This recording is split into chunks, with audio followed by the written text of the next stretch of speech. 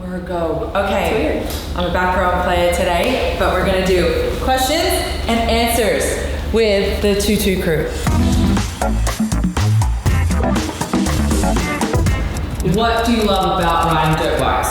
For me, I've not ever found anything that gives me the freedom, the feeling that dirt bikes give me. Hitting jumps and I feel like you're just in your own headspace and somewhere to go be free. Yeah, I would say that. It was like just jumping is super fun, and then just the whole riding and being in your own mind, and then like when the gate drops and you get those nervous like jitters, and then you just ride. It's fun. Hey, that's good. All right, Kai, this one's for you. How are you feeling after your injury, and what's the best advice for others who go through hard times and injuries? I'm feeling really good and just trying to get better and better every day. Just like thinking about riding again and like just knowing that I'm gonna recover and be strong again and ride. Very good. Chad, what do you miss most about the 2000s era? Everything. The salary. The freedom of the world was a different place. The sport was very different. So if you could pick one thing to go back to maybe in the sport Today. in that 2000s. The salary. 100%. Is Loretta's the golden ticket it's claimed to be, or just another path to going pro? I mean, I think that any race in dirt biking is a path. You know, I think that Loretta Lynn's is a national championship in one of the most popular, if not the most popular country in the world. Like, I don't think that everyone talks about Loretta Lynn, but no one talks about the national champion. And I think that those two need to be connected better. Yeah. In Australia, you worked hard to be an Australian champion. Here, it's like, oh, we're Loretta's. And then, for the most part, a very high percentage of those good kids get there and fail miserably, to be honest. And no one talks about it. It's kind of like, oh, well, you just move on to the next one, I think that the national championship needs a bigger name and not be overpowered by Loretta Lynn's. Tate, how's the recovery, and when can you ride again? Recovery's going good. You know, it's just a slight crack in the collarbone, so it wasn't too bad. But the healing is going good. I'm at 3 weeks now, so I think I'll be riding in about 2 weeks. So I'll be excited to come back to supercross. What motivates you to get back on your bike after a setback? If I'm not riding, I'm just bored, not doing anything. Yeah. I feel like riding gives me so much happiness and joy, so I don't want to be separated from that. So, and I want to be racing, so being hurt is never good. Perfect answer. I think the desire to ride a dirt bike should always conquer, you know, all the fears. I think that riding a dirt bike is something really special. You can encounter the good and the bad days away from it. You don't need to bring that into one of your favorite things to do in life. Chad, how do you separate being a dad and then being a motor rider and a coach when you are working with the kids? I look at it as in you wear different hats. My dad hat, I'm a certain being. As a coach, you're a different kind of being, and then as a rider also. I think for me, the rider, you're ruthless. Whether it's Tate, Kai, Ellie, Pace, like you gotta win, that's it. If I need to do what you gotta do to win, you gotta do what you gotta do to win. So, you know, I think that as a rider, you have a mindset that it doesn't waver, you know. As a dad, you feel all the feels, encounter the ups and downs a lot. And then as a coach, you have to find ways, because it's a very difficult job. Not everyone is the same. I have 3 children and they're all from the same factory and they're all very different. How they learn is different. And so you have to find the best way to give them the best information to learn. So, yeah, just separating them by different hats and positions. What is your goal for racing? To become pro and become very, very good. Very good. To become pro and like exceed all my goals that I want to do and just have fun. Pace, do you have a goal set for yourself?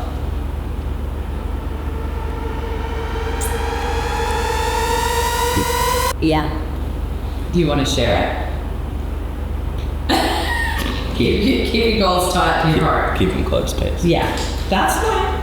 Chad, can you tell us the backflip story? I was doing a video shoot in Utah, 2009.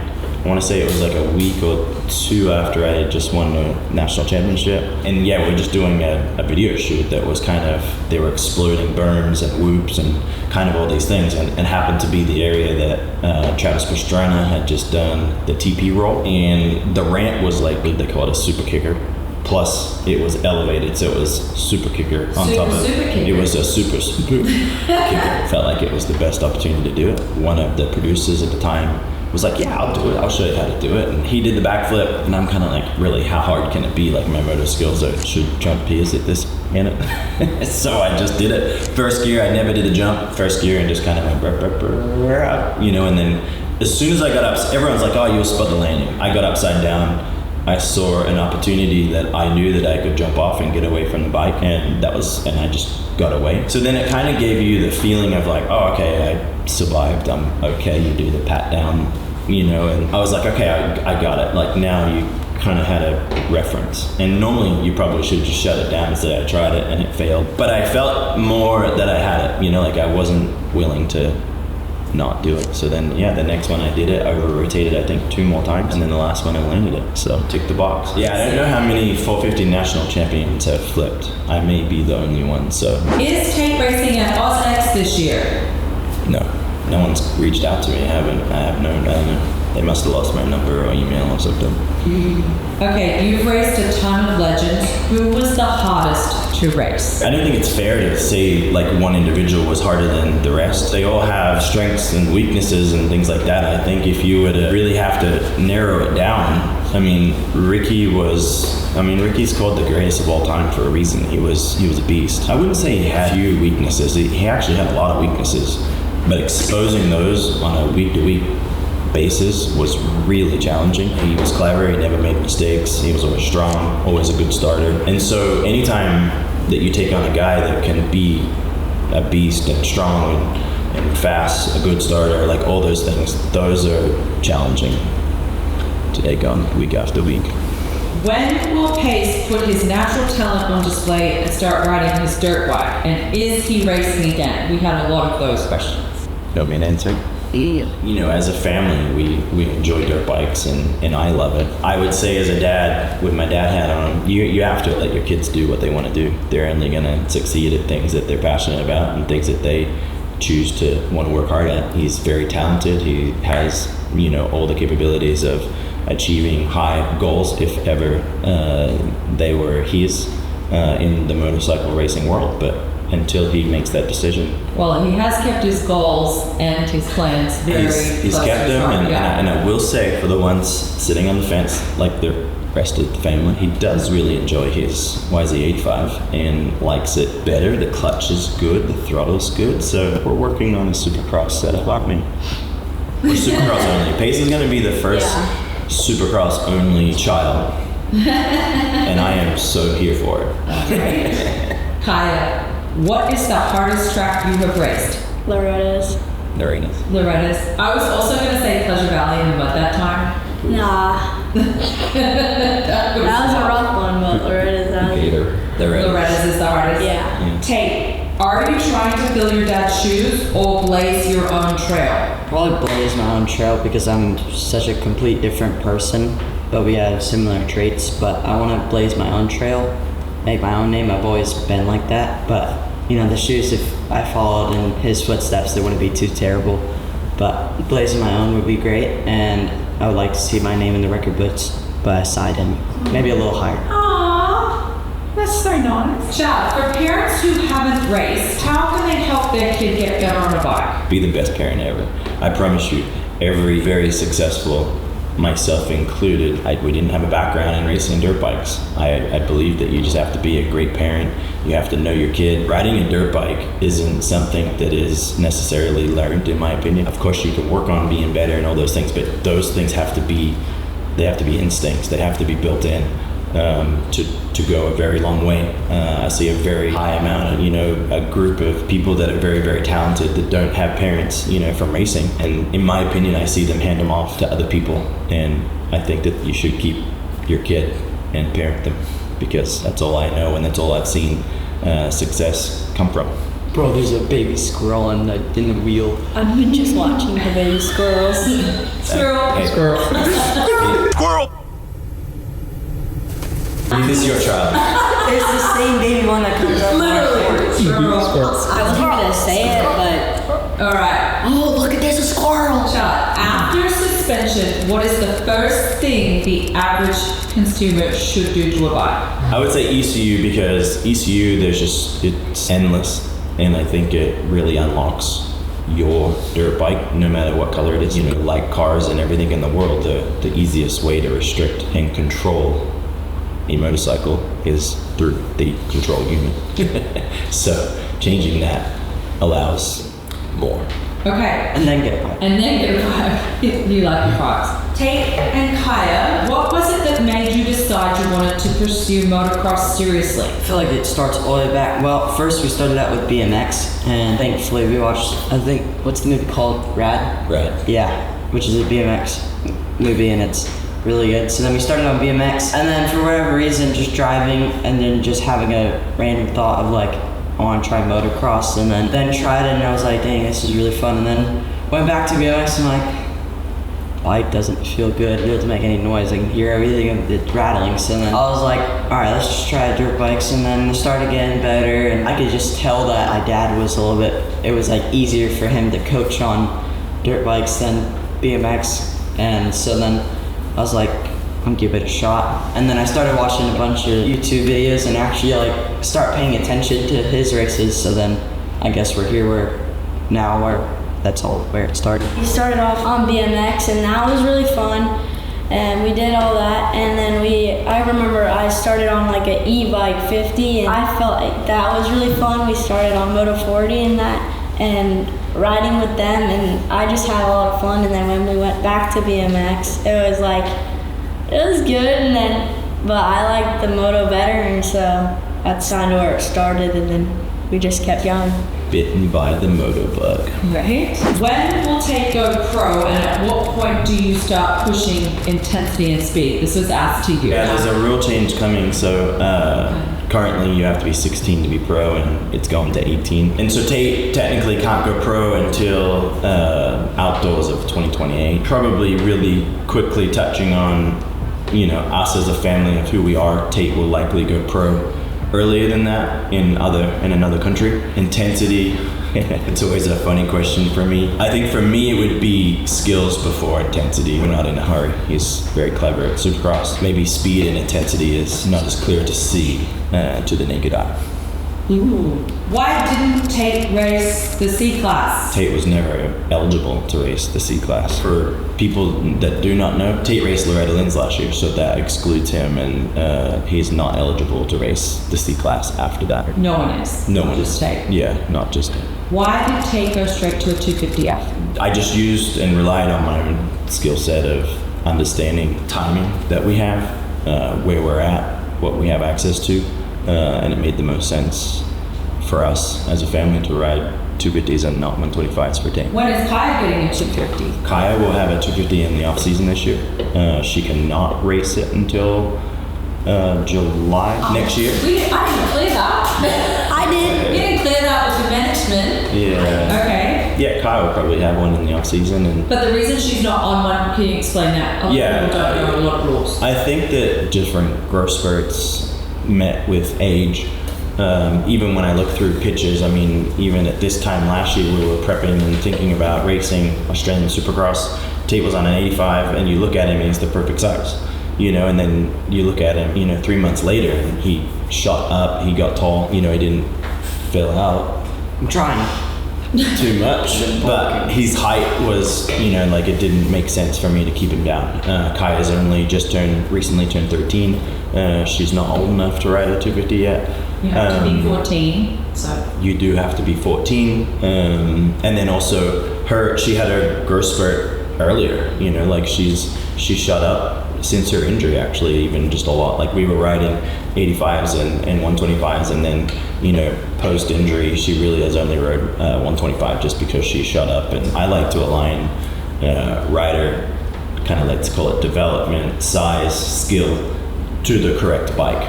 And I feel I'm qualified to make that decision. What is the hardest part to teach your kids about a sport you were professional in? I would say the easiest, like for me, the sport is genuinely quite easy. Speaking to the real world, that doesn't make sense, but I think like it always came easy. It was always really natural. Supercross was easy. It was just part of life. It was like walking.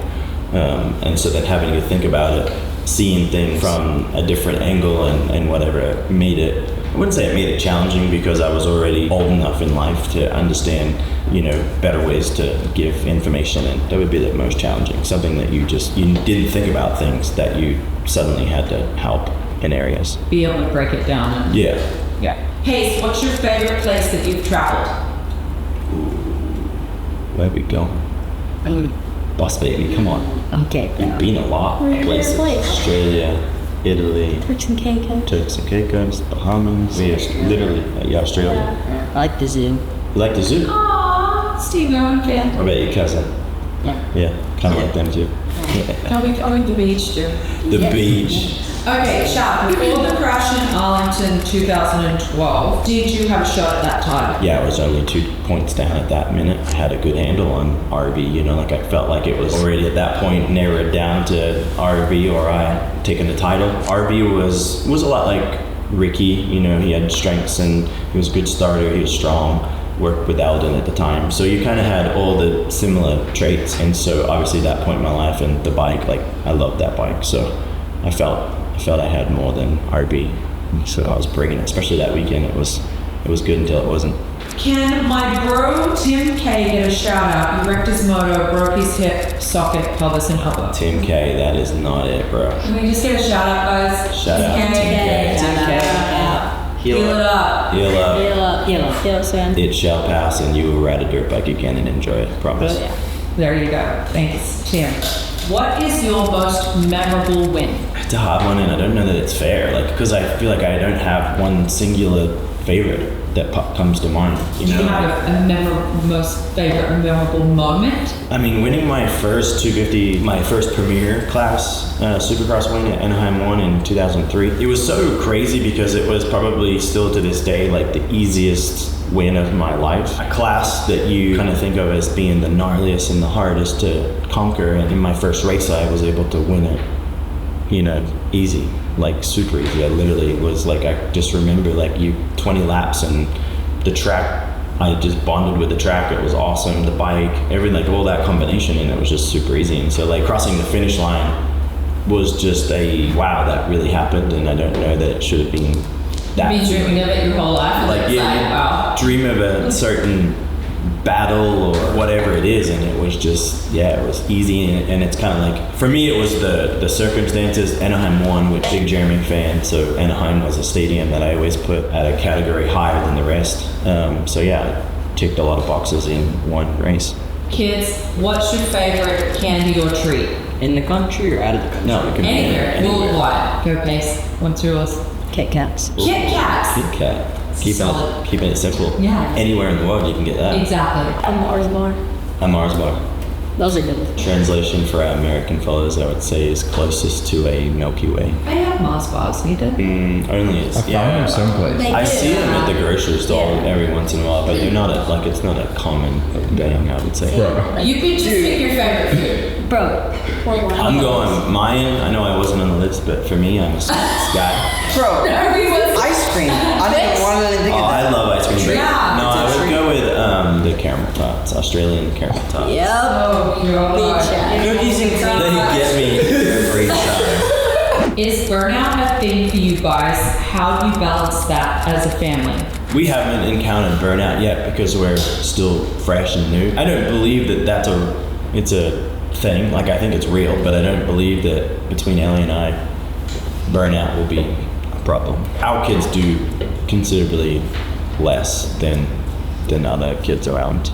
Anyone else want to say anything about that? Probably the only thing I've gotten close to doing a burnout is Burnout? Yeah. Burning out on the track. Burnout. No. Yeah, you burn out you don't want to do this anymore. We're gonna have to clear the word. Burnout. Yeah. When you're tired and burnout means you're done and you're Yeah. super You said do burnout. a burnout. No, not max out max out. Meaning like every day, like literally that, like Just 5 days of the sick of it, week, you 7 just days of the week that we rode a dirt bike, and you're just like, Dad, I'm sick please, of it. I don't want to ride a dirt bike anymore because I'm. Like, have you ever been like, oh, I I'm just don't. over it? Well, there's a turn track in the back. After Oh. doing so many laps on it, you get a little bored. Yeah, there you go.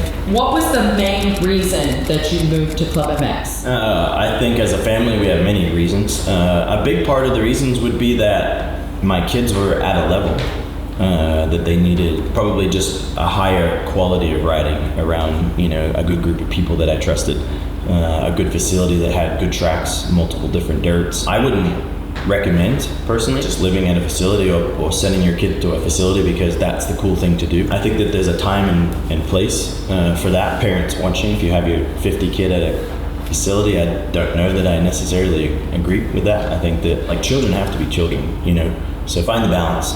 Dirt bikes are amazing. It's been my life, but I also grew up in a different world where I rode dirt bikes sometimes not during the weekend, only on the weekends, and the success still came. You have to make the decision best based for your family. All right, this is for everybody. What has been the best part of 2025 so far? Moving to club. Yeah, I'd just say being at club. Being at club. Even you love it. What's your favorite thing to do there? Pickleball.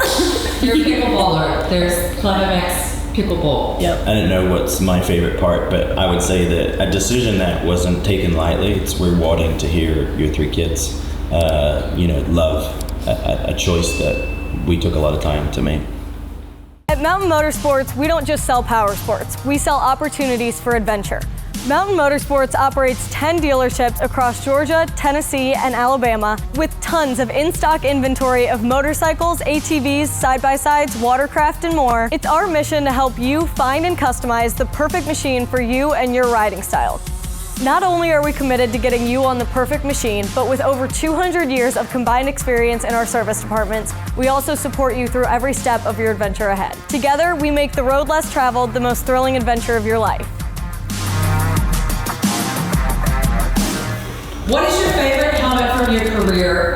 They would like to see your top 10. Grab 4 helmets because there's 4 of you there, and your 4 favorites. Choose your favorite. You can't help it. I have to pick my favorite helmet. Okay, sit down once you pick your favorite. Do that.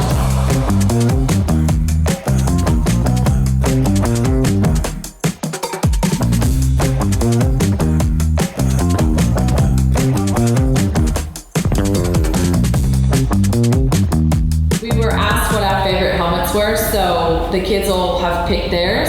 So Tate, do you want to start and tell me why that's your favorite? Can't hate it. Number 1. See, now everybody does a helmet. I mean, literally, if you didn't know any different, you would think that this is a bell helmet, which I never wore a bell. Actually, I lied. I wore it in the It is funny that No, I remember it was the one. before its time. Very good. A collab. So Victor Sheldon and AP should get the gold helmet with the red one rights. All right, Pacer, why did you pick that one? Granny.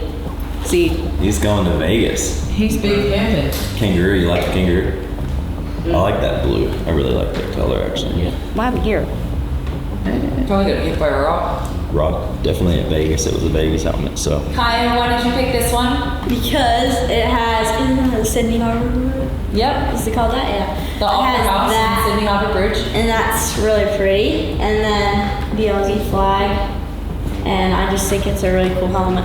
Yeah, they did a really good job. So, this was my first helmet that I had, which is just destroyed. It did a whole season. This is my 2001 GP helmet. And so what, for me, it's my first, well, not my first ever painted helmet, but it was my first, let's call it pro racing, you know, outside of Australia racing helmet. It's the beginning of the kangaroo for us, Ellie and I, obviously being Australians. Traveling the world, kangaroo was very dominant in all the conversations, and so everything just became Skippy. This helmet was A replica? my first replica. Troy Lee Designs painted this helmet. I believe somewhere I have the original that Troy painted.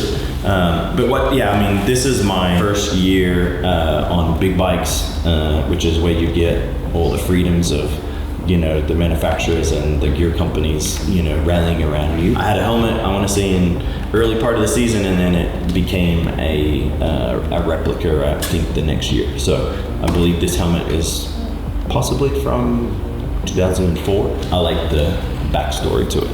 And I won a lot of races and the title in this helmet. This particular helmet was for Daytona, but as most people know, Daytona was an absolute mutter. We ended up benching the gear in the helmet set that weekend, and I wore it the following weekend in Toronto. You know, like obviously it was more Daytona theme, but winning and racing in a helmet is always makes the theme cool.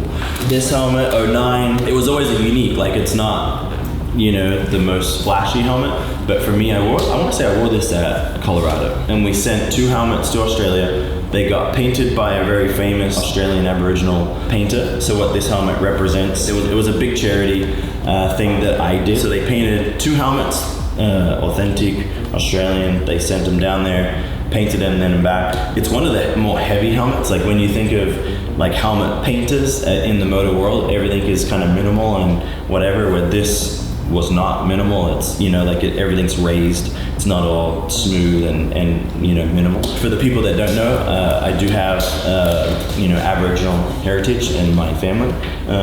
So always being near and dear to the Aboriginal community. So yeah, kind of being an Aussie Aboriginal, you know, racing and doing things all around the world. I was very lucky and fortunate to do a lot of cool events.